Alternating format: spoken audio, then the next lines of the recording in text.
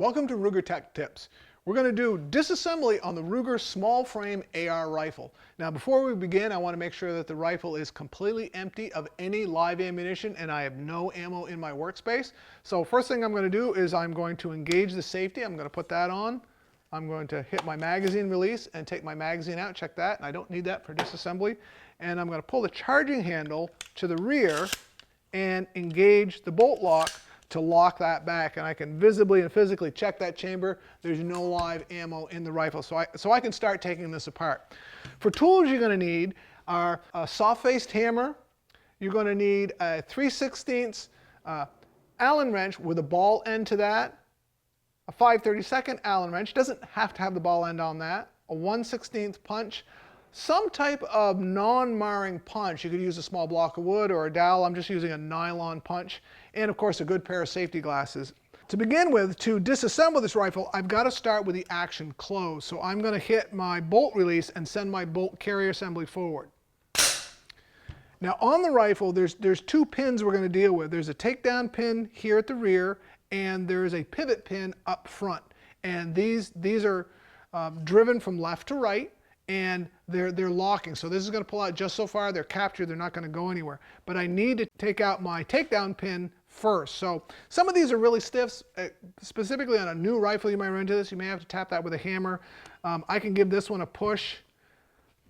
Pull that out my fingers. It locks open. Now be aware, as soon as you do that, this is going to pivot apart. So we have a pinch point up top here. So this is going to open up. I'm going to grab my catch for my charging handle, and I can pull my charging handle and bolt carrier to the rear. Once that's come back a short distance, I then can take out my whole bolt carrier assembly, take that out. When I take my charging handle out, I'm going to pull out till it's fully to the rear and then drop down because it's captured inside a little track at the top. I can go down, so back, down, this comes out. From there, I'm going to separate my upper and my lower. I'm going to get these two halves apart. I find it easier for myself if I just close it back up again. I'm going to push from the left to the right on my pivot pin, and I'm going to start that through. And again, if you have to tap it with a hammer, it's no big deal. So I'm going to pull that out, and now I can separate my upper and my lower. So as long as I've got my lower in front of me, I'm going to take out my buffer and buffer spring. And there's a little plunger in front of this which stops it from coming out. So I just need to compress that down and get the buffer over the top of it. And you could use both hands, you can use a tool. I find it easier that if I compress that with my thumb and use my thumbnail to push down on that plunger, I can get this popped right out. So I'm going to push in and down with my thumbnail, and I can get that whole buffer right out of there. This is the most commonly forgotten part to put back in the rifle. People set it to one side, they forget about it, they build up the rifle, and they forget to put this back in. So keep that close at hand. So I'm done with my lower as far as disassembly goes. On my bolt, we've got a couple components in here. I've got the bolt carrier assembly. So the bolt is held in place by the cam pin. The cam pin is held in by the firing pin, and the firing pin is held in by the firing pin retaining pin. So once I take this firing pin retaining pin out, I can take everything else out. So it's a little loop. I find it easier to turn it around. I'm going to just go into that loop with my punch, and I'm going to pull that out.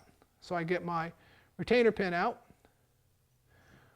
Once that's out, if I push my bolt to the rear, stand it up, a lot of times my firing pin will come right on out. So I get the firing pin out. My cam pin, I need to rotate that 90 degrees. So you can do that with your fingers. Sometimes you can get a punch behind it, rotate that around, and once it's turned 90 degrees, now I can lift that up and out, and I can get the cam pin right out of there. Once the cam pin is removed, I can pull forward on the bolt. My bolt assembly comes out. Now, because I'm going to probably clean this, I want to take out my extractor. I want to clean behind that because you get a lot of debris behind there. So I want to take that out. And it's really simple. There's a single pin. It's a solid pin. It's non-directional. It doesn't matter which way you go. It's under spring tension. So I just compress my extractor in a little bit. I can push my pin through. My pin comes out. My extractor comes out. Going back to my upper, this has a gas regulator in it, and I want to take that out to clean it. The gas regulator is kind of a neat system. What this does is it allows you to use a variety of different kinds of ammo in this rifle.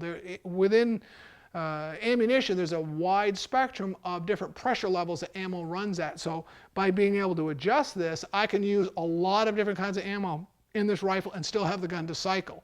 There's four settings on this: 0, 1, 2, and 3. 0, if you set it to 0, does not allow any gas to go through at all. So if you're doing some ammo testing, if you want to pull out those cartridges manually, set it to 0, the gun is not going to cycle. There's no gas going through it. If you set it to 1, it lets some gas through. Set it to 2, sets more gas through. Set it to 3, even more gas through. So it's consecutive. Going up the numbers gives you more and more and more gas. To set this for your particular ammo, start with 1, fire a few rounds to it, see if the gun cycles. If it fails to cycle, up it to number 2, see if it cycles, and on and on. If it cycles on 1, great. That's the setting for that particular ammo. Now, if you change the ammo, you may have to go back and reset your gas system. You may have to adjust it again. But always run the rifle at the lowest setting for that ammo. If it cycles on 1, fantastic. That's what you want to set on. If it runs on 2, that's what you're going to run it on. Most ammo, the majority of ammo, is going to run on number 2. Now, if you're running a suppressor on a sound suppressor on the end, you're probably going to run it on number 1. That's what it's going to cycle on. Now, one thing it doesn't work well with is subsonic ammo. Okay?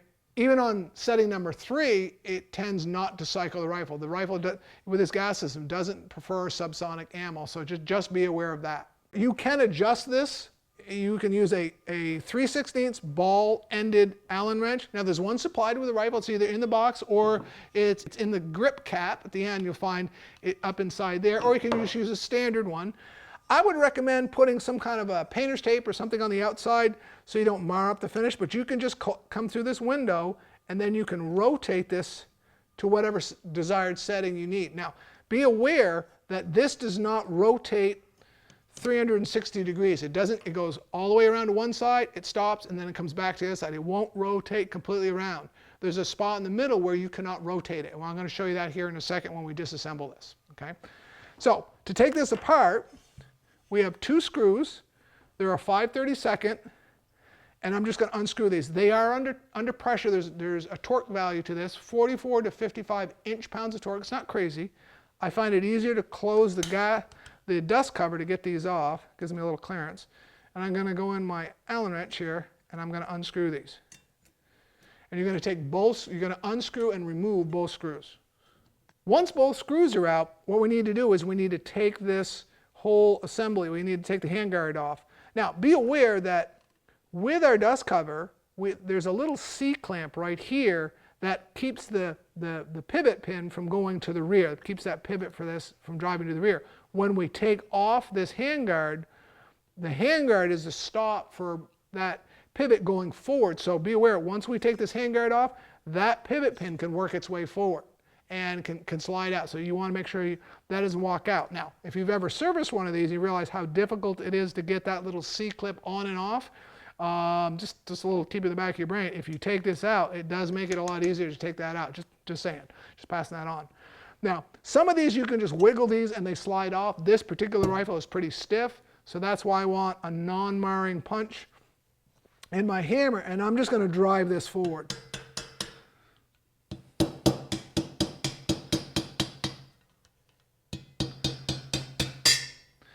If you have any accessories you have attached to this, you may need to take or may want to take those off before you do this process. I'm going to slide this off nice and careful, get that out of there. I now have access to my regulator, and in the front of the regulator, there's a plunger in there, and that's a stop that controls how far that regulator can turn. So it makes it so you can't inadvertently disassemble this while you're in the field. So we need to depress that to turn the regulator in the correct position to disassemble it. So there's flats on the side. The number flat, we're going to ignore that. It's just inside of that. There's this ring here, and you'll find as we turn this, that'll come around to a flat. So I'm going to grab my 3/16 hex head wrench, and I'm going to turn that around. And about where it goes between 3 and 0, you'll see that flat right there. I need to align that flat here with the underside of this hood. And if I align that, I can take the regulator out. So in order to do that, I've got to depress this plunger because it prevents it from rotating around. So I'm just going to squeeze this together with one hand, use my punch, use my Allen wrench with the other, and I'm going to line those up, and now my regulator comes right out. So what we've done is we've completely disassembled our small frame AR rifle for cleaning, inspection, servicing this rifle. We've disassembled as far as we need to go. We have other videos on our website for cleaning and reassembly. You can go to those. So thank you for watching this Ruger Tech Tip.